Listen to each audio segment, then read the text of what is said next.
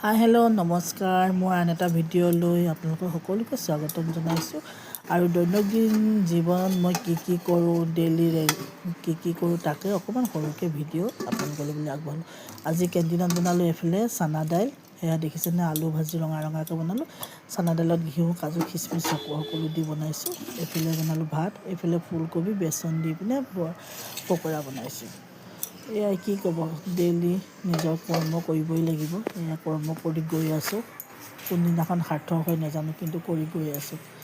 এইফালে সকলো খোৱা বোৱা ৰেডি কৰিলোঁ। এইফালে আকৌ ডাইৰেক্ট ঘৰত আহি আৰু ৰাতি ভিডিঅ' কৰা হ'ল। এয়া দেখিছে নহয়, ৰাতি ঠাণ্ডা বুলি ৰঙালাও ভাজি, এইফালে চয়াবিন আলু তৰকাৰী আৰু শুকান ৰুটি। এইফালে দিনৰে অলপ বেঙেনা আলু ভৰ্তা আছিলে, সেইখিনি দেউতাক দিয়া হ'ল।